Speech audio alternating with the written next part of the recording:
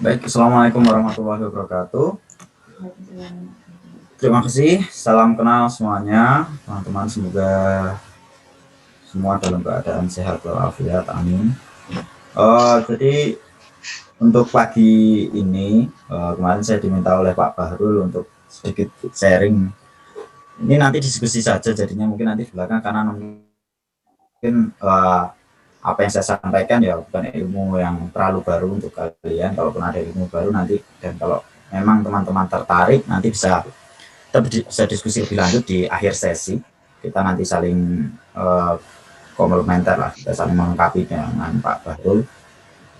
Terus jadi nanti apa yang saya sampaikan di sini adalah lebih ke studi kasus nanti.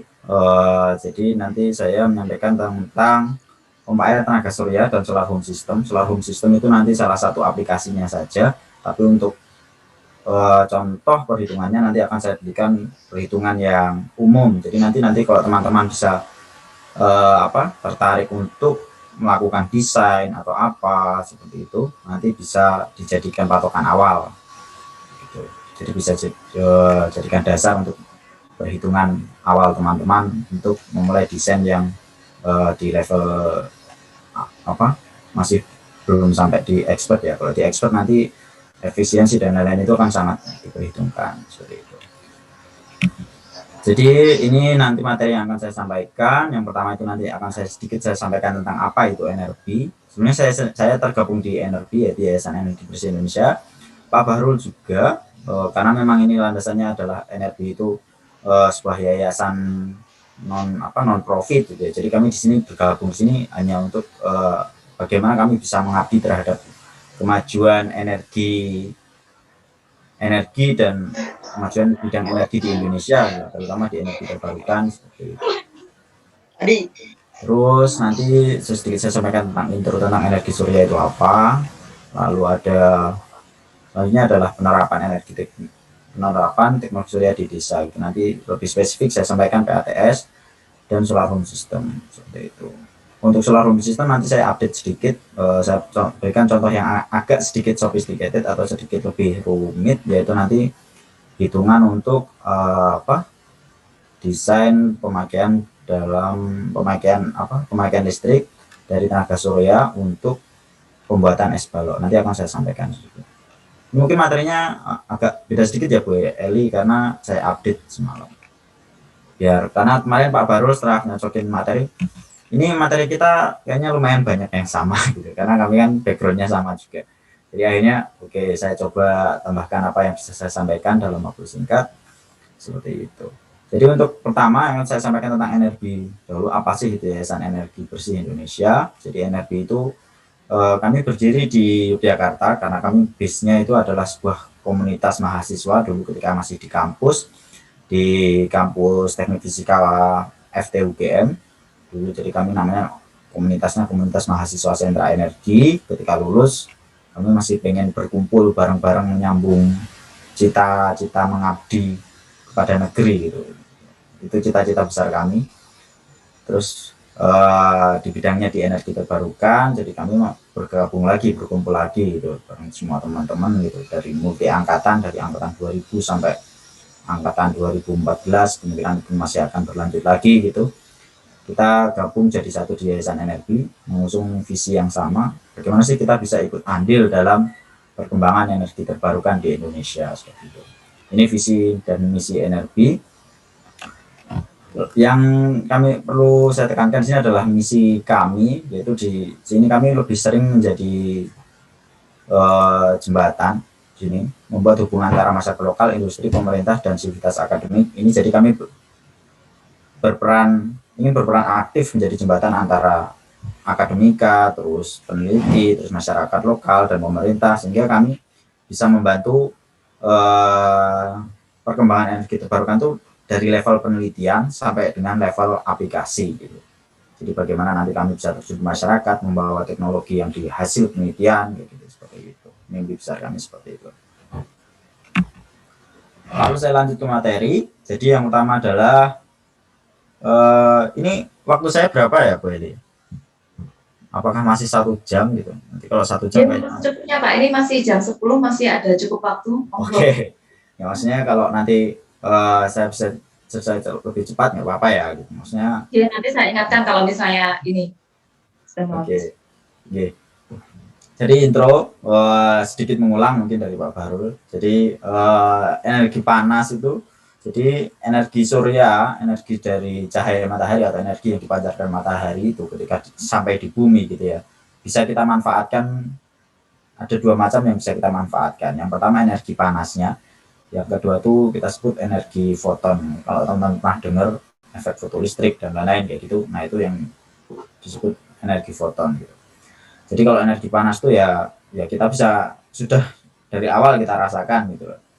Kita ambil kita berjemur, kita mengeringkan baju dan lain-lain itu kan kita manfaatkan energi panas yang ada di cahaya matahari gitu. Tapi di sisi lain ada energi yang mungkin baru kita kenal setelah kita SMA atau apa gitu, mungkin yang namanya energi foton gitu. Apa yang diambil dari sini energi foton ini, apa yang bisa kita manfaatkan, yaitu di situ adanya foton, atau sebetulnya sih foton, tapi ini ada yang disebut partikel, ada yang disebut gelombang gitu, gelombang sekaligus partikel. Jadi ketika foton ini nanti menghantam sebuah material semikonduktor, dia bisa jadi listrik gitu. Nah akhirnya dari situlah berkembanglah sebuah teknologi yang namanya teknologi panel surya gitu. Yang dulu tuh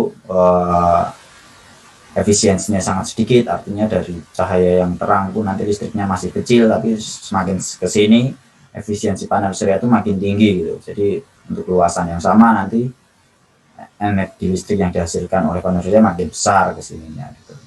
Terus untuk yang energi panas tadi bisa jadi listrik juga gitu, tapi modelnya adalah dia dengan teknologi yang namanya concentrated solar power. Jadi cahaya matahari itu di kita pantulkan semua gitu. Jadi kita terima dengan alat-alat dengan permukaan yang gelap gitu, biasanya cekung gitu, sehingga bisa diarahkan ke salah satu titik gitu.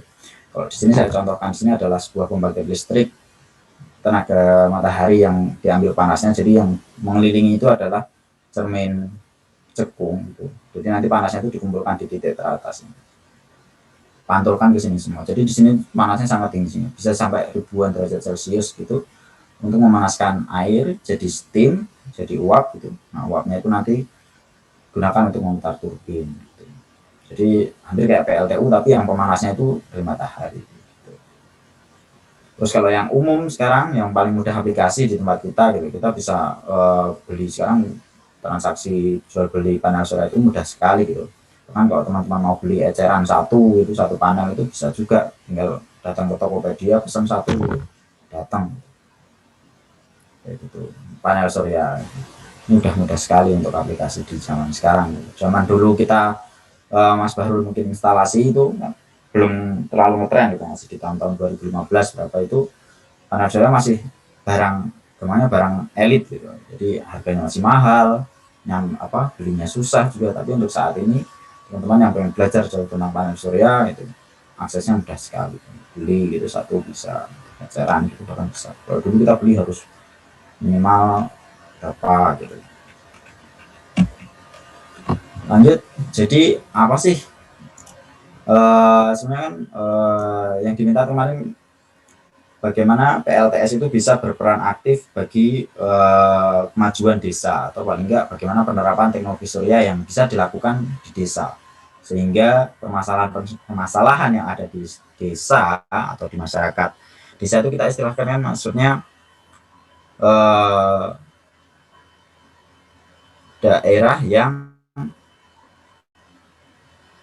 kalau dari segi itu kurang terjangkau atau kurang makmur gitu namanya. Desa itu biasanya identik dengan itu. Kalau kota ya semua tersedia listrik nonstop 24 jam, tapi kalau di desa bahkan ada listrik yang nggak nyampe kayak gitu. Nah terus bagaimana sih langkah-langkah kita sehingga kita nanti bisa memutuskan bagaimana desain panel surya yang harus kita buat itu, sehingga panel teknologi yang kita aplikasikan itu solutif gitu. Jadi yang pertama ketika kita menyelesaikan sebuah masalah. Artinya kalau misal teman-teman banyak yang berasal dari desa masing-masing gitu, kalian bisa berangkat dari pertanyaan apa sih urgensi atau kebutuhan yang dibutuhkan desa saya saat ini gitu. Apa gitu, desa saya butuh air atau listrik, atau misal bahkan misal peringatan bencana gitu. Kalau teman-teman kayak sekarang itu kan kayak banyak banjir bandang di Indonesia itu, kayak misal di Kalimantan dan lain-lain itu kan banjir gitu. Sebenarnya kalau bisa ada alat peringatan bencana itu kan mungkin bisa diminimalisir korbannya gitu, sehingga orang-orang misal jam atau 2 jam sebelum air itu mencapai lokasi mereka udah tahu gitu. Tapi kan alat-alat kayak gini tuh masih seperti masih kayak mimpi aja gitu bagi penerapannya di Indonesia gitu. Padahal kalau di luar negeri kayak gitu udah umum sekali gitu. Di hulu sungai gitu pasti dipasang alat peringatan bencana gitu. Terus kalau misal urgensinya air gitu, air tuh maksudnya untuk apa airnya gitu? Untuk perikanan kah, untuk konsumsi kah, atau untuk pertanian kah, seperti itu. Kalau listrik ya jelas, kalau desanya itu memang belum terjangkau listrik ya berarti listrik dulu gitu, kayak gitu. Terus apakah desa atau lokasi urgensi atau lokasi kebutuhannya tadi itu dekat dengan jalur listrik PLN atau enggak, terjangkau oleh listrik PLN atau enggak gitu. Soalnya kalau misal teman-teman di areanya itu sudah terjangkau dengan PLN gitu ya, secara tidak langsung sumber listrik paling paling handal atau paling bisa diandalkan ya berarti emang jalur listrik PLN itu gitu loh. Dibandingkan maksudnya ketika nanti teman-teman ngotot ingin pasang energi terbarukan gitu, karena sifat energi terbarukan kan sangat tergantung dengan cuaca dan lain-lain ya gitu, sehingga memang untuk kehandalannya memang paling otomatis kalau di situ udah ada PLN ya pasang PLN dulu aja gitu, gunakan PLN dulu aja gitu. Tapi kalau orang idealis gitu ya, misalnya teman-teman idealis, aku pengen bener-bener pakai energi terbarukan gitu ya. Nah itu nanti bisa energi terbarukan semua gitu, walaupun di situ sudah ada PLN, tapi di situ nanti kitanya yang rugi karena kita terlalu idealis terus memaksakan kita harus pakai energi terbarukan aja nih. Tapi kalau udah ada PLN ya tetap pakai PLN dulu aja. Misal kalau nanti sistemnya mau sistem backup, nah itu bisa jadi solusi juga kayak gitu. Energi terbarukan bisa jadi backup kalau kalian memang di situ udah ada PLN, jadiin backup aja gitu energi terbarukan. Lalu untuk selanjutnya adalah kalau memang tertarik memasang energi terbarukan terutama surya gitu ya, bagaimana potensi di wilayah atau di lokasi tersebut gitu ya. Kalau secara teknis itu pengukurannya adalah berapa kilowatt hour meter persegi per hari per meter persegi per hari gitu. Jadi satu hari untuk luasan 1 meter persegi itu terpapar energi itu berapa gitu, berapa kilowatt hour. Kalau di Indonesia rata-rata yang bagus itu hampir semua rata-rata itu di atas 4 sampai 4 kilowatt hour per meter persegi per hari di Indonesia. Memang tinggi. Tapi untuk wilayah-wilayah tertentu yang misal ke pegunungan yang di situ sering berkabut atau apa gitu, nanti itu akan jadi lebih rendah lagi gitu. Karena di situ cahaya mataharinya udah terhalang oleh kabut sama awan gitu. Jadi ya apa itu harus diperhatikan juga gitu. Lalu selanjutnya adalah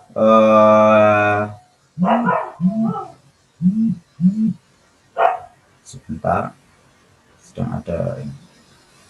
Selanjutnya adalah berapa kapasitas yang harus kita pasang gitu.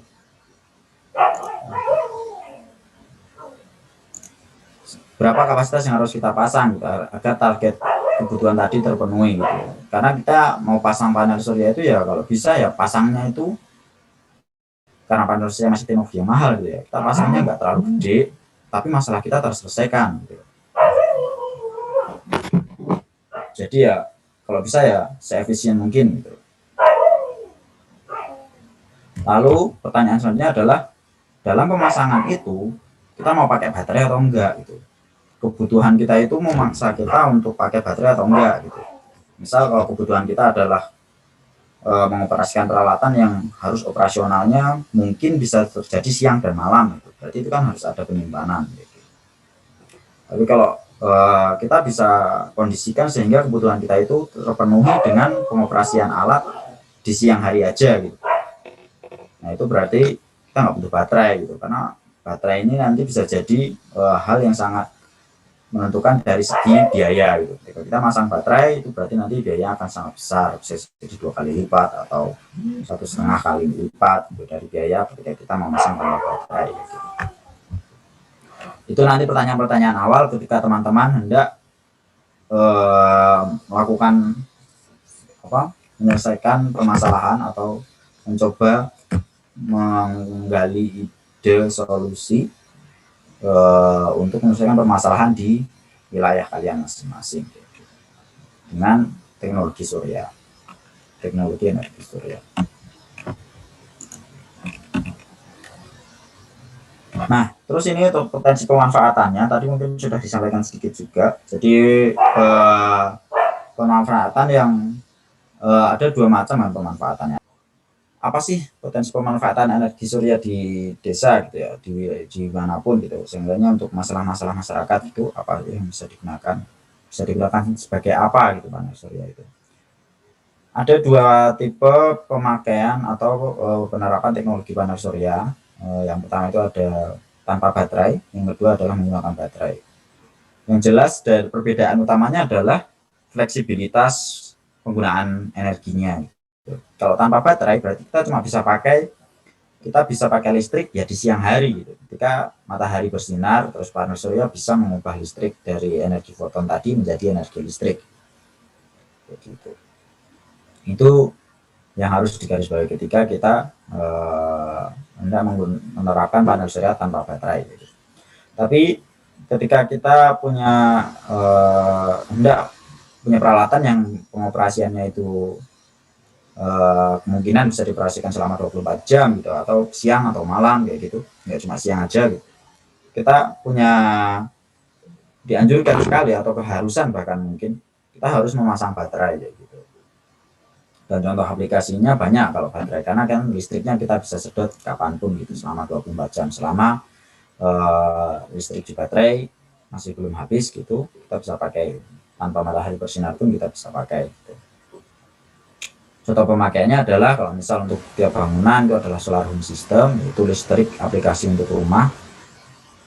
Itu banyak sekali dulu program pemerintah itu banyak sekali yang bagi-bagi SAS gitu, bagi solar home system. Misal untuk wilayah-wilayah yang terpencil kayak gitu, salah satu cara pemerintah untuk mempercepat elektrifikasi atau bagaimana caranya biar masyarakat yang di wilayah terpencil itu bisa menikmati listrik, biasanya pakai SAS ini.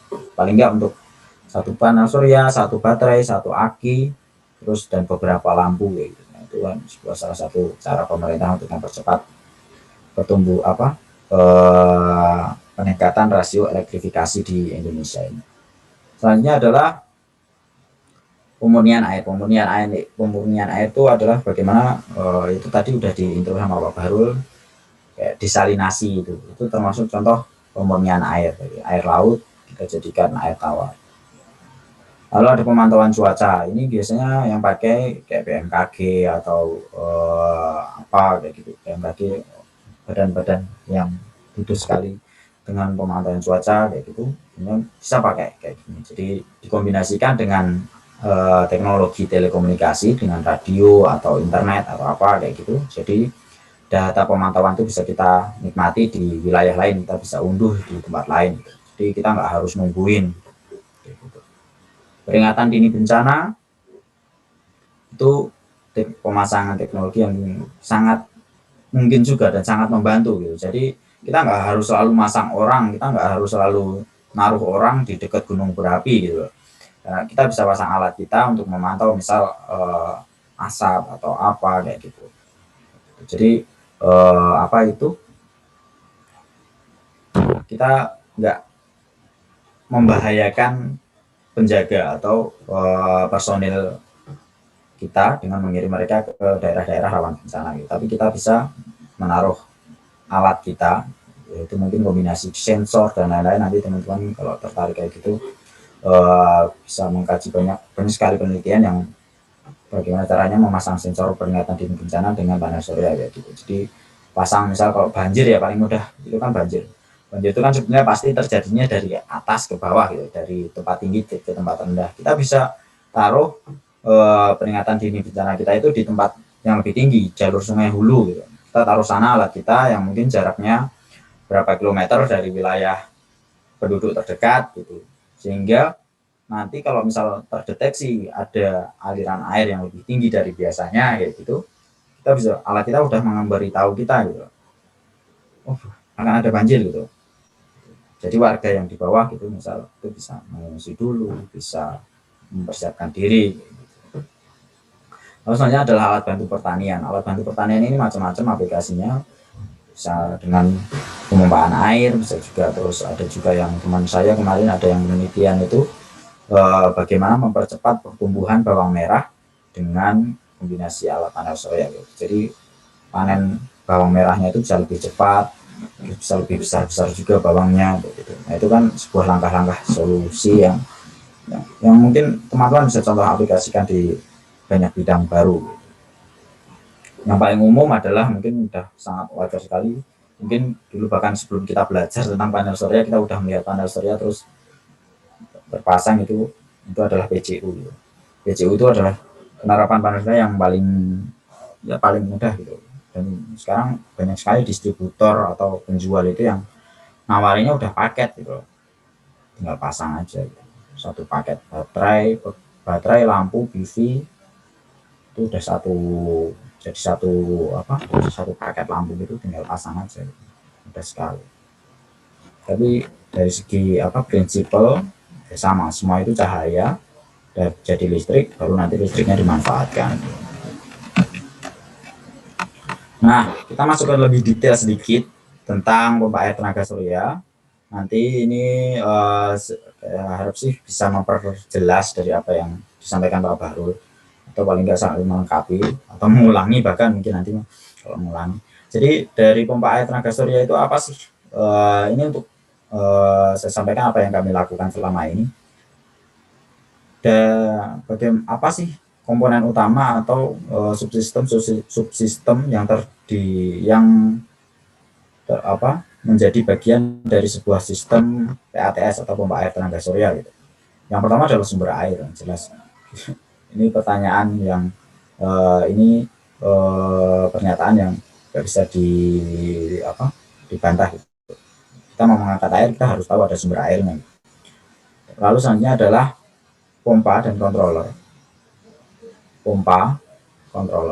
Controllernya itu biasanya satu paket dengan pompanya. Ada juga yang beda, jadi kita beli pompa sendiri, controller sendiri itu bisa juga. Tapi untuk di awal-awal itu untuk kehandalan biasanya beli pompa yang satu set dengan controller, sehingga sinkronisasi antara pompa dan controller itu terjamin karena mereka dibuat memang untuk jadi satu set gitu loh. Tapi kalau teman-teman nanti aplikasinya membutuhkan pompa yang enggak ada set controllernya gitu, itu bisa juga, tinggal nanti cari controller yang spesifikasinya cocok.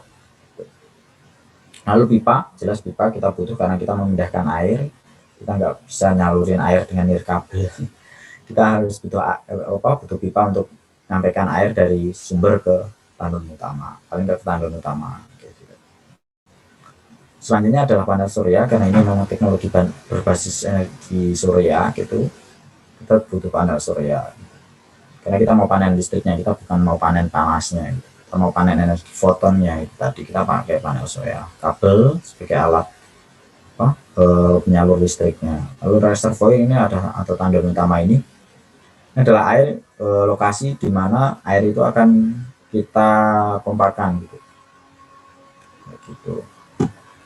Prinsip kerjanya simpel adalah listrik dari panel surya digunakan untuk mengoperasikan pompa. Jadi energi foton oleh panel surya tadi, energi foton dikonversi oleh panel surya jadi listrik. Nah, kalau sudah jadi listrik, nanti dikondisikan oleh controller buat mengoperasikan pompa. Jadi controller itu berfungsi untuk mengatur. Kalau panel surya ngasilin listrik segini, ini pompa bekerja berapa gitu, debit dari pompa itu berapa, itu nanti controller yang menerjemahkan gitu. Controller yang mengatur gitu. Terus untuk aplikasinya, sebenarnya PATS itu bisa jadikan ada baterai juga bisa. Gitu. Tinggal ya itu tadi saya contohkan adalah teman-teman punya urgensi nggak untuk mengoperasikan pompa ini di malam hari. Gitu. Tapi kalau dalam contoh kasus kami yang kami lakukan di energi gitu ya, kita selalu mendesain sistem itu yang prinsipnya adalah karena kita mau pasrahkan ke masyarakat, gitu, sistem yang kita desain itu sebaiknya sistem yang sederhana saja. Gitu. Akhirnya kami memutuskan adalah pompa kita tuh bekerjanya siang hari aja tanpa ada baterai sehingga nanti masyarakat nggak perlu pusing dengan maintenance baterai atau nanti perlu mengganti baterai gitu. Itu nggak perlu pusing di situ. Kita yang kita simpan airnya aja gitu. Kita nggak usah nyimpen listrik, tapi kita nyimpan air gitu. Makanya kita bikin tandon yang besar gitu, tandon air yang besar sehingga kebutuhan malam hari warga itu nanti akan mengambil air yang disimpan di tandon tadi. Gitu. Mekanismenya yang kita simpan airnya. Gitu. Terus karena tanpa baterai gitu ya, jadi listrik dari PV ya langsung dimanfaatkan gitu. Tadi itu yang saya bilang dipakai dikondisikan oleh controller untuk mengoperasikan pompa. Itu pemanfaatan langsung. Gitu. Jadi nggak disimpan dulu. Nah, ini ada keunggulan dan kelemahan ya. Jadi biar fair gitu ya, saya sampaikan keunggulan dan kelemahannya juga. Karena walaupun saya juga pejuang energi terbarukan, tapi saya juga tetap harus memberitahukan apa sih nanti yang teman-teman hadapi ketika teman-teman menerapkan teknologi ini juga. Gitu. Jadi untuk keunggulannya jelas karena ini memang energi terbarukan, kita clean energi. Clean itu artinya berarti kita setelah penerapan panel surya itu kita menghasilkan listrik zero emission. Jadi kita nggak menghasilkan karbon dioksida, karbon monoksida dan lain-lain. Kita nggak mengotori udara dengan konversi listrik dari konversi dari foton menjadi listrik itu yang dilakukan panel surya itu nggak ada emisinya gitu. Clean energi, kita nggak menghasilkan karbon dioksida seperti PLTU dan lain-lain kayak gitu, kita nggak menghasilkan. Lalu namanya adalah biaya operasional yang murah. Operasional murah itu karena kita nggak pakai bahan bakar ya. Masa operasional itu biasanya kan bahan bakar ya, terutama. Karena kita bahan bakar kita ya matahari gitu. Kalau matahari masih ada dan masih bersinar, terus bumi ini masih kena sinarnya gitu, permukaan tanah kita masih kena sinarnya ya, berarti kita masih punya bahan bakar yang gratis gitu. Kita punya sumber energi yang gratis gitu. Jadi operasional mungkin dari segi manpower untuk membersihkan dan lain-lain gitu aja. Soalnya adalah perawatan minim. Perawatan minim itu adalah perawatannya nggak seribet kalau kita misal kita pakai genset atau apa kayak gitu, PLTU atau apa gitu, karena perawatan mungkin dengan panel surya itu kita hanya membersihkan aja dan itu bisa rutin, bisa kita jadwalkan rutin, bisa juga dengan pemantauan. Jadi kalau misal udah kotor baru kita bersihkan kayak gitu, itu juga bisa juga. Sebenarnya adalah fleksibilitas pemasangan. Jadi karena kita pakai tenaga surya gitu, selama kita bisa ngangkut panel surya ke situ gitu ya, walaupun itu nanti jatuhnya adalah dengan dipanggul atau digotong manual gitu, ya di situ kita bisa pasang teknologi ini gitu loh ya. Gitu. Jadi teman saya itu ada yang pasang di mana? Di daerah Nusa Tenggara dekat timur sana. Mereka masangnya itu misal di tengah hutan atau apa gitu, akhirnya ya panel suryanya dipanggul gitu. Panel surya, pompa, terus mountingnya itu dipanggul untuk sampai ke lokasi gitu. Itu. Tapi terus ada kelemahannya juga ya, maksudnya semua itu pasti ada sisi positif, ada sisi negatifnya gitu ya. Kelemahannya adalah yang pertama adalah karena ini panel surya yang mengandalkan cahaya matahari gitu. Berarti di situ sangat bergantung terhadap cuaca. Kayak gitu. Jadi kalau cuacanya mendung atau bahkan mungkin hujan yang sangat gelap itu walaupun siang hari ya listrik yang dihasilkan sangat sedikit gitu. Bahkan mungkin pompa nggak bisa nyala lagi karena listriknya udah terlalu kecil untuk menggerakkan pompa gitu. Terusannya adalah fluktuasi debit keluaran. Ya, ini masih bersambung dengan kelemahan yang pertama karena cahaya matahari itu nggak stabil gitu ya. Tergantung kalau misal ada awan lewat atau apa kayak gitu. Nah, itu berarti debitnya naik turun gitu. Selanjutnya adalah kelemahan yang mungkin bisa jadi apa faktor utama dalam gagalnya atau hilang minatnya orang-orang untuk mengaplikasikan tenaga surya itu adalah investasi yang masih cukup besar. Kayaknya di sekarang ini kalau di luar negeri itu bahkan mungkin sudah jadi pembangkit listrik termurah gitu, bahkan bisa sampai kayak gitu, bisa lebih murah dari batu bara kayak gitu. Tapi di Indonesia entah itu masalah dari alasannya adalah dari regulasi dan lain-lain kayak gitu, kayak impor dan cukai dan lain-lain, itu akhirnya di Indonesia masih belum bisa kayak gitu.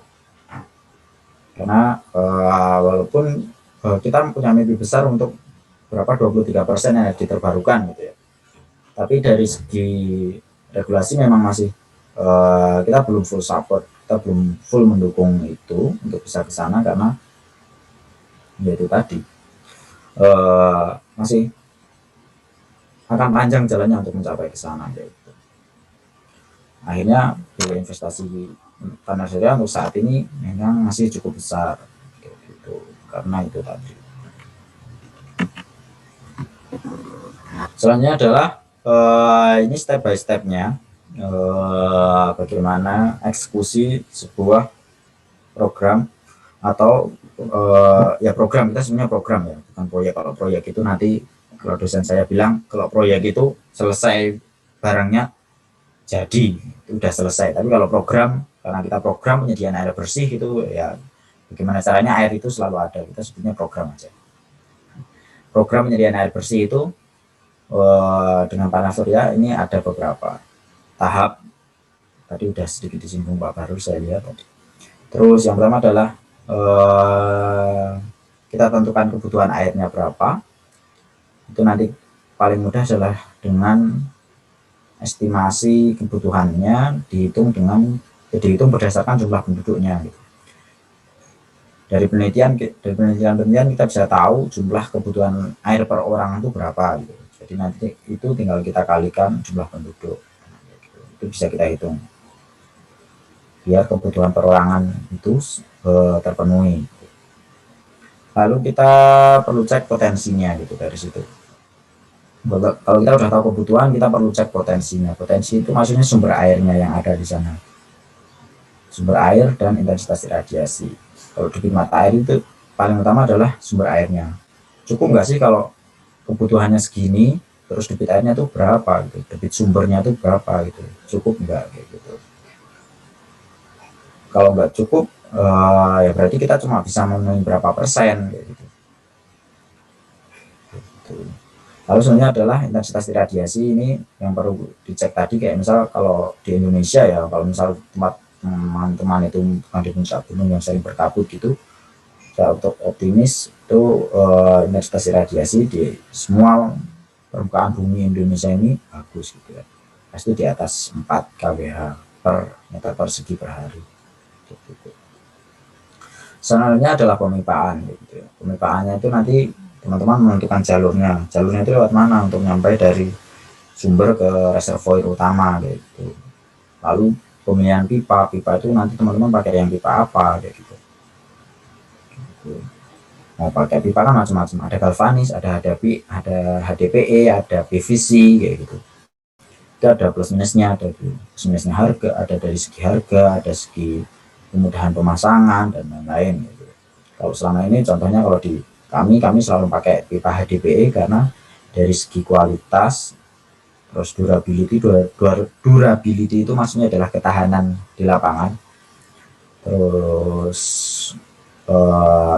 kemudahan dalam instalasi itu HDPE karena itu paling unggul, kami pakai di situ. Walaupun dari segi harga sebetulnya PVC itu jauh lebih murah gitu. PVC itu peralon rumah itu PVC, pipa-pipa gitu, pipa-pipa di rumah itu PVC, itu lebih murah gitu. Tapi dari segi ketahanan karena kita pasang di outdoor gitu, kita pasang bahkan mungkin kita kita uruk tanah ya, mungkin riskan dengan pecah atau dan lain-lain, akhirnya energi memutuskan kalau selama ini kami pakainya HDPE, high durable polyethylene. Selanjutnya adalah pemilihan sistem. Pemilihan sistem ini yang paling utama adalah panel suryanya apa sama pompanya apa. Jadi kalau selama mendesain itu teman-teman harus kayak mencari opsi-opsi gitu untuk memenuhi kebutuhan air segini, itu nanti pompanya yang kayak gimana gitu. Terus panel surveinya itu nanti kebutuhannya berapa gitu. Nanti akan saya sampaikan runtutan runtutan diagram alirnya. Dan yang terakhir, kalau semua udah tentukan ini, sampai dari sini ke sini itu desain, yang ke sini adalah nanti eksekusi gitu. Eksekusinya pemasangan panel surya itu eksekusi, tandon utama itu udah masuk dalam pemitaan tadi, karena kalau mau memitain ya kita harus tahu lokasi tandon utamanya di mana gitu.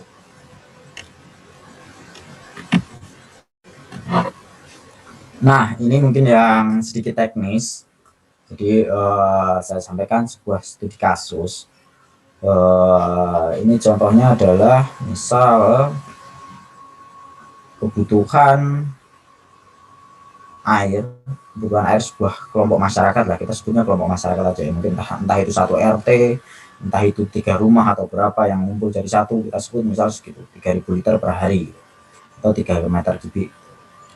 Terus dari survei sumber kita dapatkan angka yang jauh lebih besar, sumbernya 50 kubik per hari kemampuan produksinya. Oh, ini dari segi kemampuan sumber berarti sudah cukup. Lalu dari potensi energi surya, saya sebut bagus.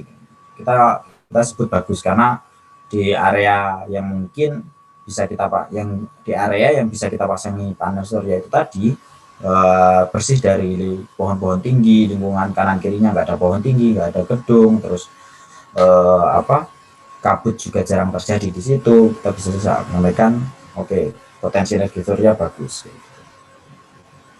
Lalu kita ada ketinggian sistem. Ketinggian sistem itu adalah ketinggian, beda tinggi antara sumber dengan tandon airnya, dengan tandon air tujuan pemompaan gitu ya.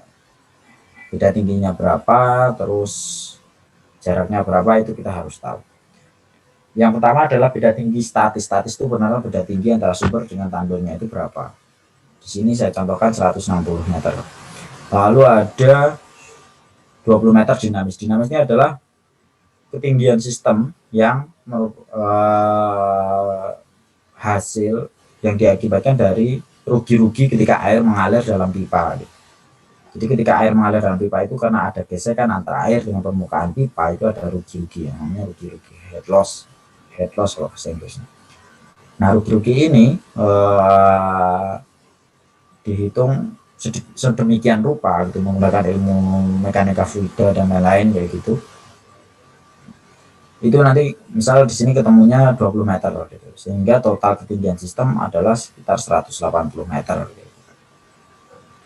Nah, selanjutnya adalah kita setelah tahu kebutuhan nih, kita udah tahu debit berapa, terus kita tahu ketinggian berapa gitu. Saya ganti dengan pen pointer. Kita tahu kebutuhan berapa, kita tahu ketinggiannya berapa. Nah, dari situ kita bisa mulai screening pompa ini, pompa mana yang mampu untuk memenuhi kebutuhan kita gitu.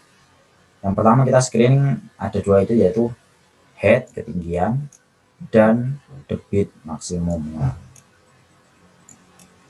Misalnya salah satu contoh pompa gitu ya, kita temukan di pasaran ada salah satu pompa yang grafik kinerjanya seperti ini.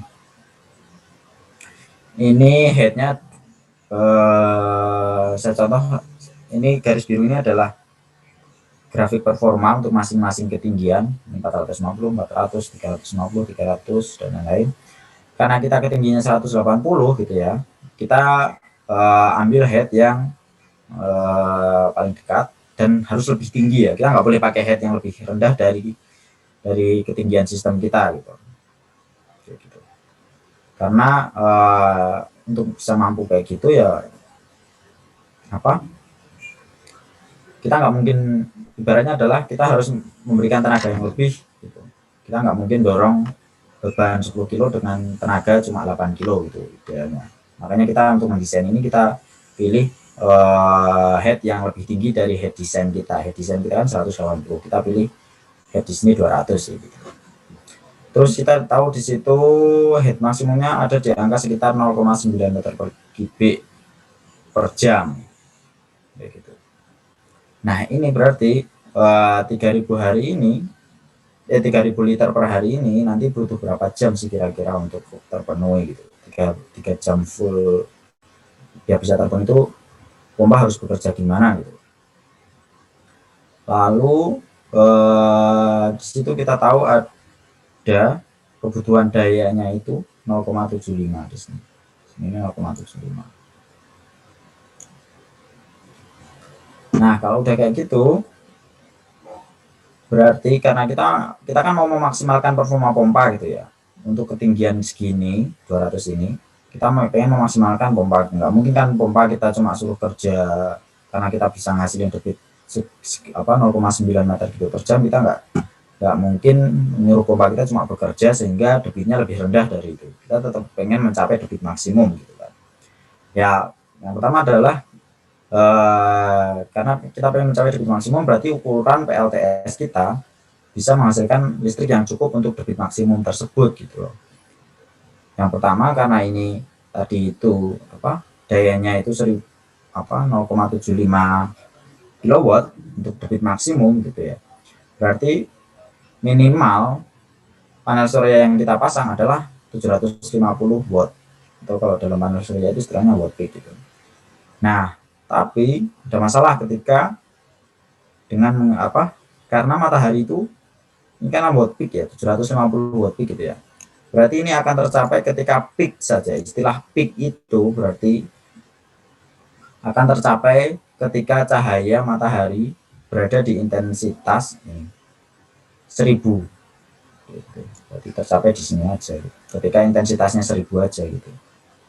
Dan ini kalau kita lihat di sini intensitas 1000 itu ada cuma di jam 13. Misal contohnya ini grafik intensitas radiasi matahari dalam satu hari dari jam 7 sampai jam 5 gitu. Nah, kita lihat di sini intensitas radiasi 1000 itu kan cuma cuma 1 jam itu saja, mungkin nggak nyampe 1 jam bahkan mungkin kan. Nah, sedangkan kita butuh debit ini minimal selama berapa ini, kalau 3000 dibagi 0,9 kamalah 3 jam lebih lah, 3 jam setengah gitu ya. Kita butuh minimal pompa itu bisa menghasilkan debit maksimum selama 3 jam. Nah, berarti kan nggak bisa ini, kalau kita cuma pasang 750 watt peak, kebutuhan kita nggak akan terpenuhi gitu. Akhirnya kita perlu melakukan oversize system. Oversize ini adalah tujuannya tujuannya agar dengan intensitas iradiasi yang lebih rendah dari 1000 watt per meter persegi, debit maksimum itu udah bisa kita capai gitu.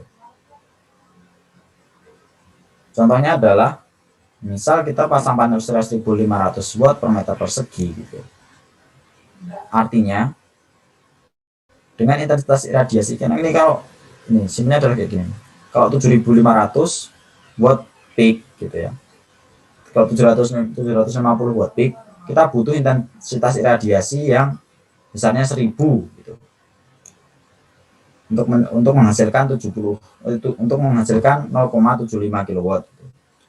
Tapi kalau untuk intensitas iradiasi 1500, kalau kita pasang panel surya 1500 watt peak gitu ya, kita cuma butuh intensitas iradiasi yang besarnya separuhnya gitu. Karena kita pasang panel surya lebih besar gitu, jadi produksi secara keseluruhannya jelas lebih besar juga. Kalau sini kan kita lipat gandakan 2 kali gitu, jadi 750 watt peak jadi 1500 watt peak, sehingga di sini debit maksimum itu udah akan tercapai di 500 watt per meter persegi. Nah, sekarang kita bisa cek 500 watt per meter persegi itu di mana. Ini. Terus sampai 500 sini tadi. Nah, ini rentang antara sebelum jam 10 sampai dengan jam berapa ya? Sampai jam 4 gitu. Itu ada potensi 500 watt per meter persegi itu terjadi. Sehingga ini kan rentangnya berapa jam? Ini berarti 1 2 3 4 5 jam. 5 jam. Berarti ini jelas nanti kebutuhan 3.000 liter per hari itu akan terpenuhi kalau kita pasang panel surya yang 1.500. Tuh. Nah, ini mungkin sama dengan apa yang disampaikan Pak Barul. Jadi sejarahnya kalau untuk selama ini yang telah kami pasang di Banyumeneng itu di 2 dusun, ada Banyumeneng 1 dan Banyumeneng 2. Nah, ini yang di Banyumeneng 1. Skemanya sama, proses desainnya sama dengan apa yang saya sampaikan tadi gitu. Jadi kita tentukan kebutuhannya berapa, hitung dari pendekatan jumlah warga berapa kayak gitu. Setelah itu ketemu, terus kita desain lain-lain, kelengkapannya panel surya, terus apa-apa itu kabel dan lain-lain. Nah, untuk performanya juga kayak itu. Kami juga oversize gitu di sana di Banyumeneng ini. Karena kebutuhan pompa itu sebenarnya hanya 1.000, misal contohnya di sini.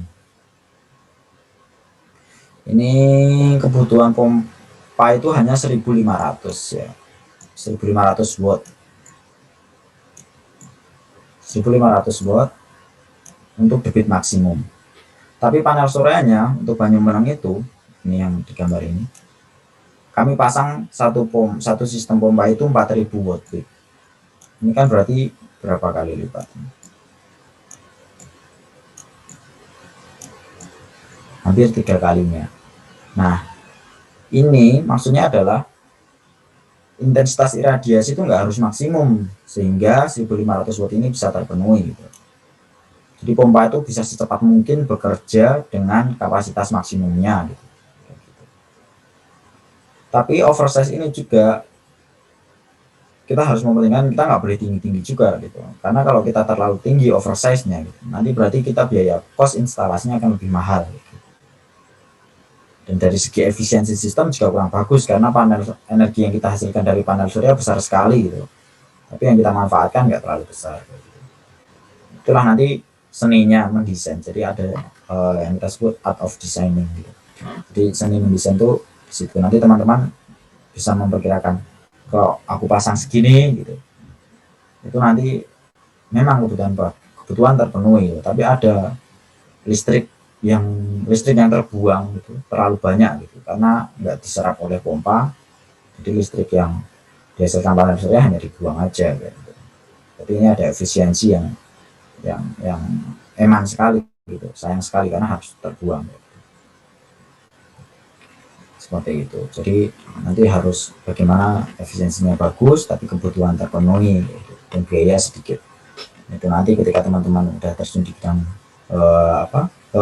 di kerjaan itu nanti harus diperhitungkan gitu. Biayanya berapa, terus panel surya dipasang berapa, efisiensi sistem berapa, kapan debit maksimum tercapai kayak gitu. Itu nanti akan saling cross check kayak gitu, saling mempengaruhi.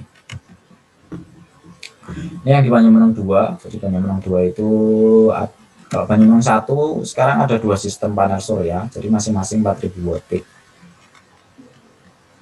Pompanya PS 4.000 kita pakai pompa PS 4.000, terus kita pasang panel suryanya 4.000 watt peak untuk masing-masing sistemnya. Ini di sini ada 3 gambar, tapi yang satu sekarang sudah nggak beroperasi. Yang satu unit pompa HR 1200 ini sudah tidak beroperasi, sudah tidak digunakan lagi. Kita fokus pemakaian untuk 2 unit pompa submersible HR 4000.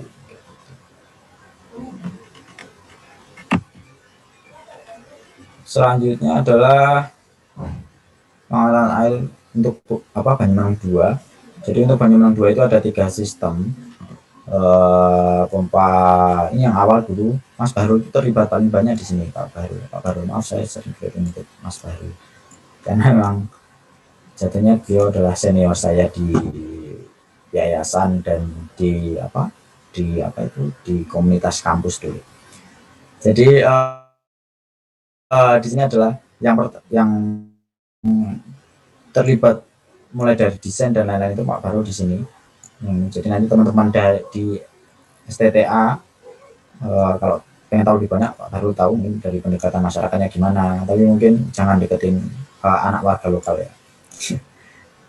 Gimana pendekatan keluarga itu nanti teman-teman bisa tahu Pak Barul, karena kami itu yayasan kan, sehingga pelaksanaan program itu selalu kami libatkan masyarakat, jadi masyarakat yang mengerjakan.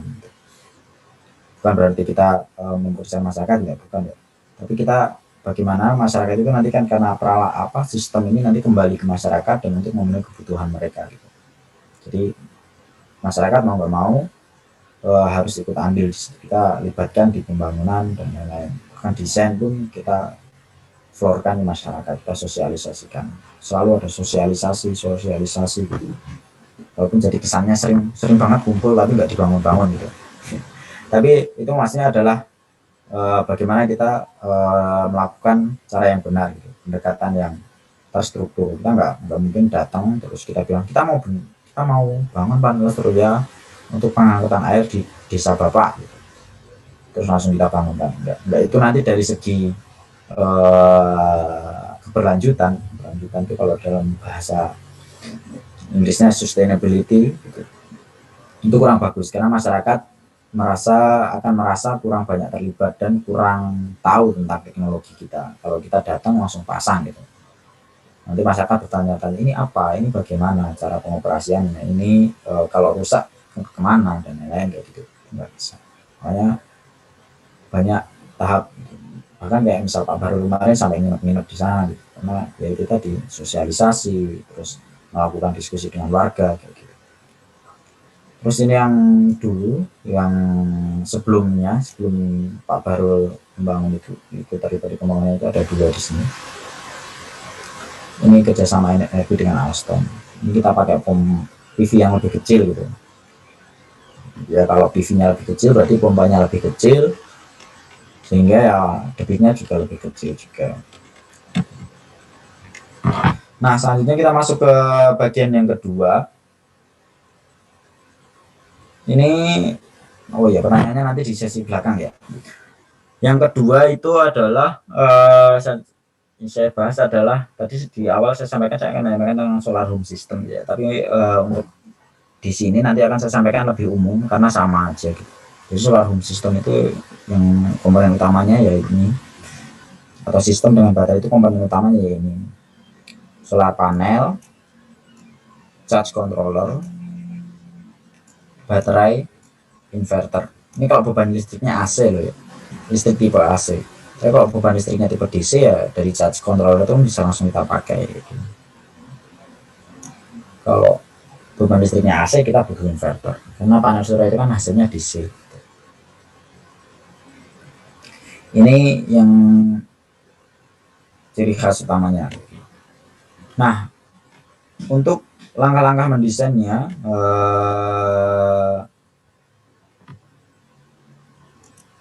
langkah-langkah mendesain untuk sistem dengan baterai itu ada beberapa hal. Yang pertama, kita mulai, terus kita lakukan secara paralel, ada survei potensi cahaya matahari, terus ada survei beban juga, karena kita mau mendesain itu harus kita tahu bebannya gitu. Bebannya berapa sih yang akan kita penuhi gitu. Nah terus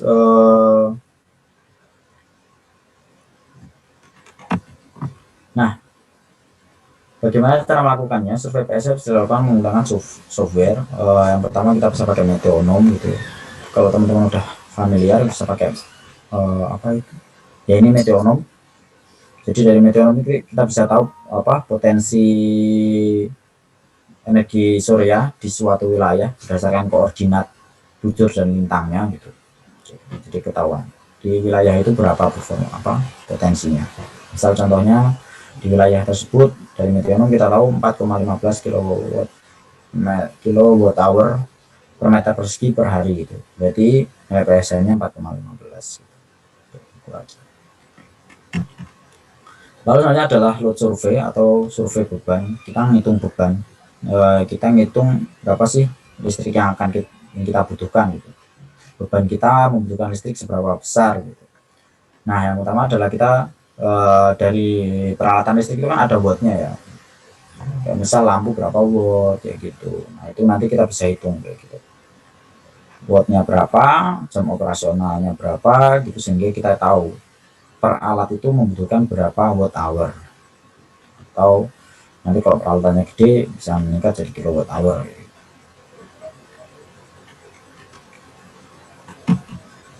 Selanjutnya adalah kapasitas baterai. Kapasitas baterai ini kalau teman-teman membaca itu kapasitas baterai itu berarti dari tegangan baterainya dikalikan dengan Ah-nya, itu kapasitas totalnya. Jadi baterai 12 volt 100 Ah berarti kapasitasnya 1200 kW, 1200 watt hour atau 1,2 kWh. Nah, terus di situ ada senyumnya istilahnya DOD. DOD ini adalah besar kapasitas baterai yang bisa kita gunakan kayak gitu. Kalau ini maksudnya adalah kita membeli baterai atau menggunakan baterai itu, kalau dalam panel surya gini kita makainya nggak boleh, karena baterai kita itu dipakai berulang-ulang, kita makainya nggak boleh langsung habis gitu. Kita pakai baterai yang namanya baterai deep cycle, dan makainya pun kita nggak boleh langsung habis 100% dari kapasitas baterai itu kita gunakan gitu. Misal kita diizinkan, kalau secara standar ya kebanyakan itu kita pakai maksimal 50% gitu. 50% dari kapasitas total baterai. Akhirnya ketika kita mendesain ukuran baterai kita ya mau nggak mau harus kita naikkan gitu. Kalau 50% ya berarti kalau kebutuhan kita misal tadi itu 1200 watt hour gitu, kebutuhan kita segitu ya, itu mau nggak mau ya kita pasang baterai 2 kali lipatnya kapasitas baterai kita. Sistem baterai kita kapasitasnya 1200 kali 2 gitu ya, yaitu 2400 watt hour gitu, karena kita cuma bisa pakai separuhnya gitu. Biar baterainya nggak cepat rusak kayak gitu, nggak cepat apa itu deep cycle-nya itu nggak rusak gitu. Jadi baterai kita awet. Seperti itu. Ini seperti cara oversize juga, oversizing untuk bagaimana biar baterai kita tetap awet. Nah, selanjutnya adalah menghitung besar energi listrik yang harus diproduksi kayak gitu. Karena kita pakai panel surya, gitu, maksudnya pakai panel surya tujuannya untuk mengoperasikan alat, berarti ya panel surya, listrik dari panel surya kita itu harus minimal sama dengan besar listrik yang kita pakai, gitu kan. Logikanya seperti itu. Nah, kalau udah itu kita hitung, jadi kita tahu, misal berarti di sini besarnya itu sama dengan minimal besar sama dengan ini. Nah, kalau udah tahu besar listrik yang kita hasilkan itu minimal berapa, gitu, kita bisa lanjut ke tahap selanjutnya adalah kapasitas panel suryanya itu berapa harus kita pasang. Nah, cara menghitungnya adalah kapasitas apa itu kebutuhannya kita bagi dengan PSH. Jadi itu nanti kita ketemu berapa kapasitas panel surya yang kita pasang. Biar nggak terlalu rumit membayangkan, saya sampaikan nanti contoh di kasusnya. Nah, ini contoh pemanfaatannya ya, seperti tadi yang saya sampaikan ya. Jadi yang pertama itu tadi kalau untuk yang pakai baterai ini itu karena fleksibel sekali gitu ya. Dan fleksibel itu maksudnya bisa dipakai untuk peralatan yang beroperasi entah 24 jam, jadi non-stop gitu. Kayak misal peringatan dini bencana kayak gini kan nggak boleh berhenti tuh, alatnya harus selalu standby gitu kan, sensor harus selalu bekerja kayak gitu. Jadi itu butuh baterai gitu. Ini contohnya. EWS itu Early Warning System. WCU biasa aja, terus alat bantu monitoring cuaca, ini biasanya alat-alat BMKG kayak gini. Di situ biasanya alatnya itu terdiri dari panel surya sebagai pengkonversi pemanen energi, terus baterai untuk penyimpan, dan lain-lainnya itu adalah sensor angin, sensor apa gitu. Bahkan panel surya sendiri bisa jadi sensor gitu, sensor pencerahan matahari gitu. Terus nanti ada alat teknologi telekomunikasinya. Telekomunikasi itu nanti berfungsi untuk mengirimkan hasil pengukuran di sini, kita kirimkan ke stasiun, misal kita ke stasiun pengolahan data gitu. gitu. Kalau di jurusan saya itu biasanya alat kayak gini ada di Merapi sana gitu, misal pakai panel surya juga, sensor-sensor angin, terus curah hujan dan lain-lain kayak gitu, terus datanya dikirimkan ke jurusan kayak gitu. Nah itu bisa juga. Jadi di sana nggak perlu ada orang nungguin buat mengukur data dan lain-lain kayak gitu. Terus pemulihan air kayak gini, ini desalinasi. Biasanya teknologinya reverse osmosis, tapi apa itu? Listriknya pakai dari panel surya dan baterai yang jelas. Terus lainnya ada sistem aerasi kolam tambak. Jadi kan banyak tuh sekarang pengusaha tambak gede gitu yang di pinggir-pinggir laut itu, ikan air payau biasanya itu yang ukuran kolamnya besar sekali, dan tambak udang terutama mereka butuh aerasi yang nonstop gitu.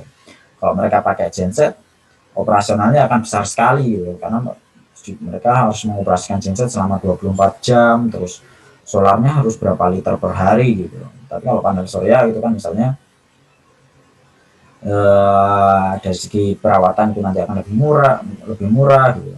Pengoperasian juga lebih murah, tapi mungkin dari segi investasi memang akan lebih besar di awal gitu.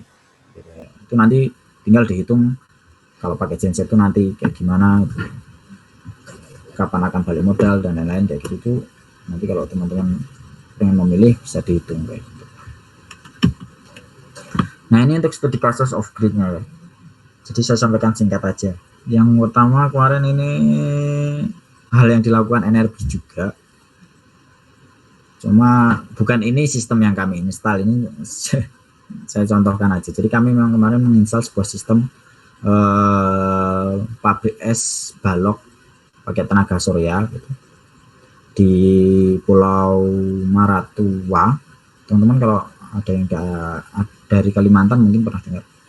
Maratua itu ada di Kabupaten Berau, Kalimantan Timur gitu. Nah ini contohnya. Jadi contoh kasus yang pertama di sini ya, kebutuhan energinya, kebutuhan energi harian. Di sini mesin es itu besar dayanya adalah 8 kW gitu. Operasionalnya selama 6 jam per hari. Berarti untuk kebutuhan mesin es ini adalah 48 kWh per hari. Terus kita punya sistem pendukung yang total wattnya 125, itu mungkin terdiri dari lampu, terus apa dan lain-lain, itu operasional selama 12 jam per hari, sehingga total kebutuhannya 1,5. Ketika dijumlah total kebutuhan sebuah pabrik es ini dari mesin es dan sistem pendukungnya itu berarti sekitar 49. Gitu. Lalu kita pengen menarget karena kita pakai baterai ya, kita pengen menarget baterai kita itu tahan 5 tahun. Nah, kita harus mengeset besarnya DOD ini sehingga baterai itu nanti bisa tahan 5 tahun kayak gitu. Biasanya kalau kita beli baterai itu ada namanya grafik ini, number of cycles versus depth of discharge. Jadi semakin besar DOD-nya gitu, ini DOD ke sana,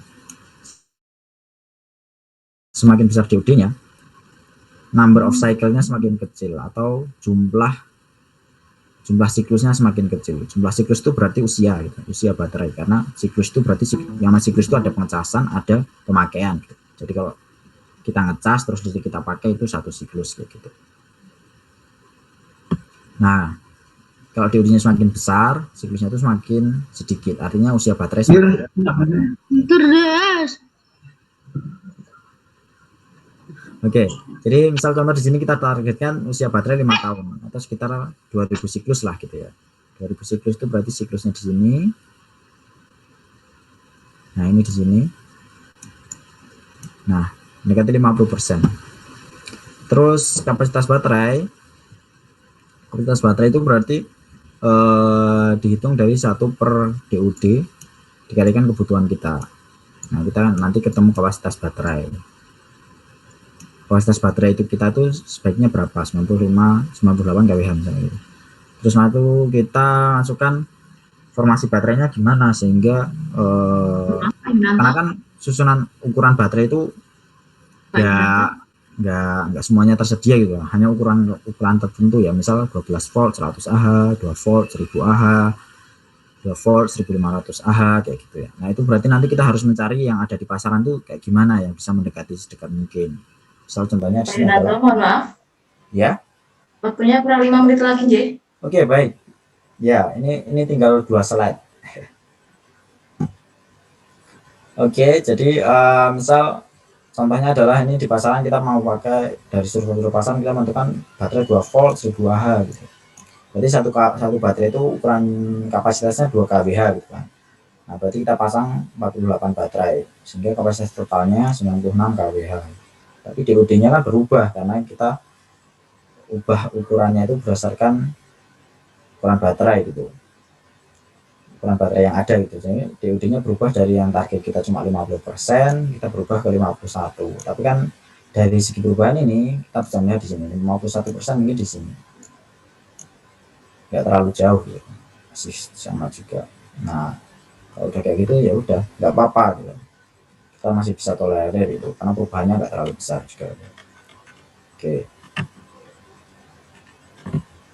Nah, terus itu tadi.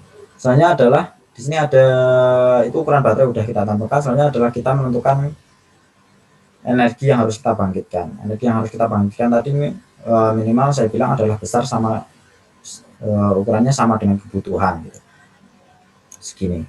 Tapi karena kita menggunakan baterai ada sebuah gejala yang ketika kita melakukan pengecasan baterai kita nggak bisa menarik energi dari baterai itu sama dengan jumlah yang kita caskan yang sama kita isikan itu, karena di situ ada rugi-rugi yang kita sebut rugi round trip kurang D round trip ya. Misal contohnya dari baterai itu ada koefisien ini, misal koefisiennya 80% gitu, berarti ukuran apa itu energi yang harus kita hasilkan adalah 1/8 koefisien round trip dikalikan jumlah energi yang harus kita bangkitkan gitu. Jumlah kebutuhan kita, sehingga kebutuhan energi yang kita bangkitkan segini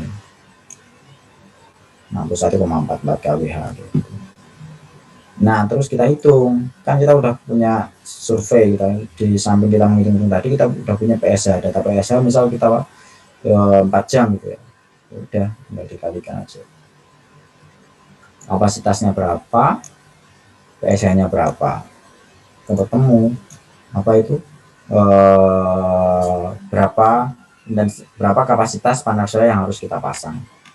Di sini ketemu 16 kW.